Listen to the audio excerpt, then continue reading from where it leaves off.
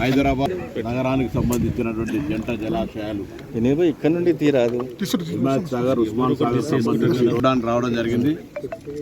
గట్టి ఒక వర్షం కొడితే ఓ 5,000 క్యూసెక్ నీళ్ళు వస్తే 10 గంటల్లో ఇది ఓవర్ఫ్లో అయ్యేటువంటి అవకాశం ఉంటుంది. కాబట్టి ప్రభుత్వం తరఫున అన్ని రకాల జాగ్రత్తలు తీసుకుంటా ఉన్నాం. ఎక్కడ కూడా ప్రజలకు దీని పరివాహక ప్రాంతంలో ఇబ్బంది లేకుండా ఉన్న విధంగా అధికార యాంత్రాంగం ప్రజలందరినీ అప్రమత్తంగా చేస్తూ ఉంది. ప్రతిపక్షాలు రాజకీయంగా విమర్శ చేస్తున్నటువంటి పరిస్థితుల్లో వారిని కోరుతా ఉన్నా ఇది విపత్కర సమయము. మీరు కూడా వచ్చి ప్రత్యక్షంగా ఈ యొక్క ప్రజలు ఇబ్బందుల్లో ఉన్న వాళ్ళకి మీ పార్టీ తరఫున సహాయక చర్యలో పాల్గొనండి. రాజకీయ అసెంబ్లీ వేదికనో ఎన్నికలు వచ్చినప్పుడు చూసుకుందాం. ఇప్పుడున్నటువంటి పరిస్థితి ప్రజలు కష్టాల్లో ఉన్నారు. ఒకరు అమెరికాలో ఉండి ఒకరు ఫామ్ హౌస్లో ఉండి బయటికి రాకుండా ఉండి ట్విట్టర్ వేదిక విమర్శ చేయడం సరికాదు. ఈరోజు జరిగినటువంటి మరణాలన్నీ కూడా ప్రమాదవశాత్తు జరిగినాయి. ఎక్కడ కూడా ప్రభుత్వ నిర్లక్ష్యంతో జరిగినటువంటి కావు.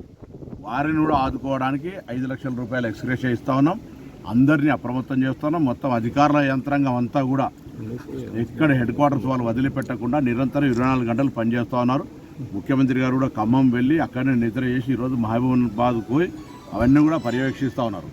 మేము ఫీల్డ్ మీద పోతేనే పని అవుతుంది అనుకుంటే, లేకపోతే ఇంకోటి ఏదో మేము మీడియాకు చెప్తేనే పని అవుతుంది అనుకుంటే అది పొరపాటు, అపోహ టీఆర్ఎస్ పార్టీ బీజేపీ కూడా కోరుతున్నాం. ఇలా ఇంత పెద్ద విపత్తు జరిగింది.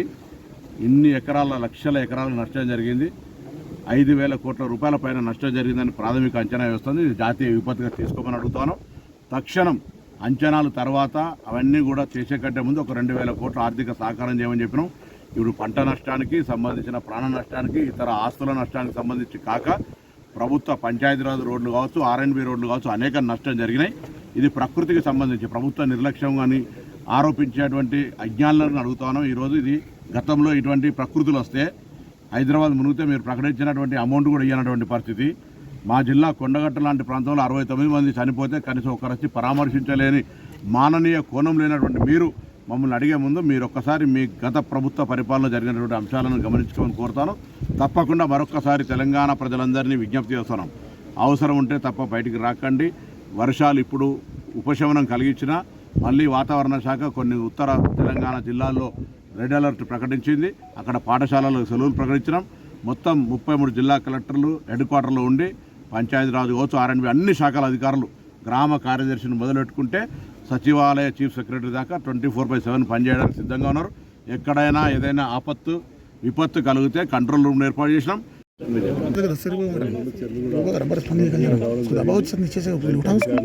కలెక్టర్ గారు, డిప్యూటీ కలెక్టర్ గారు, ఎంఆర్ఓ గారు దగ్గర ఇంకో 4 వర్షాలు కూడా భారీగా పడుతున్నాయి. వర్షానికి పెద్ద ఎత్తున రావడం జరిగింది. ప్రజలందరూ కూడా అప్రమత్తంగా ఉండాలని చెప్పి మంత్రి గారు రావడం జరిగింది. కావాలని ఇట్లా చేస్తే మళ్ళీ తీసి పెట్టాల్సి వస్తుంది. కావాలని దిగ్ చేస్తారా? మళ్ళీ ఉన్నది కదా, దిగొచ్చు కదా.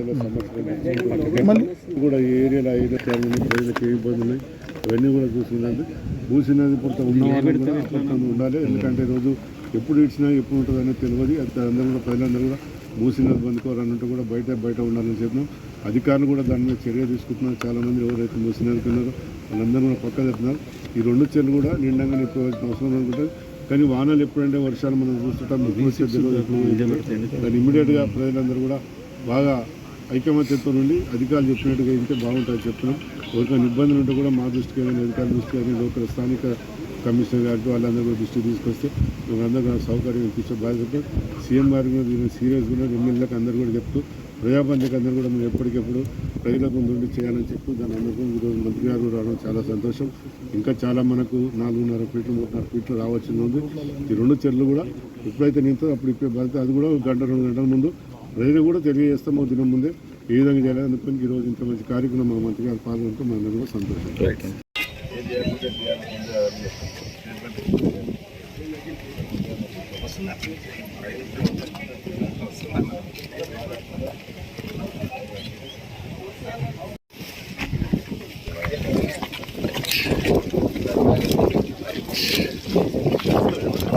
పైపులు ఉన్నాయి.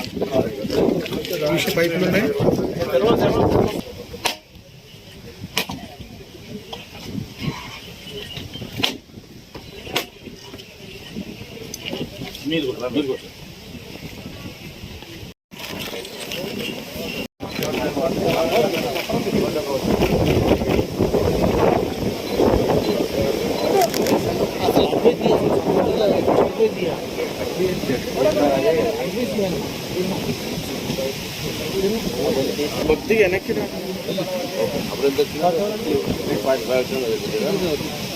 అది ఎంత ఇంట్లో వస్తే ఇప్పుడు మనకు అది ఎన్ని రోజు ఎన్ని వస్తే వారం రోజులు రోజు ఒక 5,000 వచ్చిన జనరల్ పడుతుంది 5,000 ఫిఫ్టీకి వచ్చినాయి అనుకో 5 మాకు 8 అవర్స్లో అయిపోతుంది అంతే వర్షం పడితే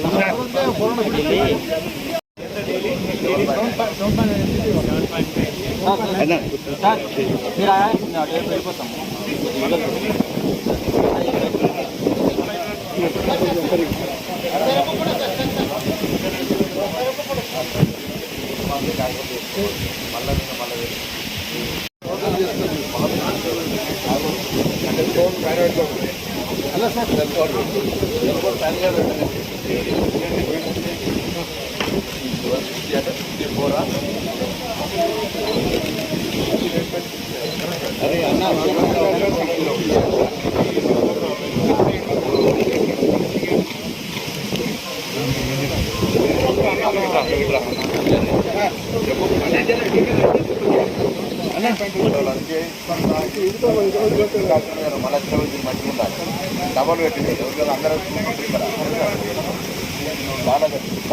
డబల్ రెండో సార్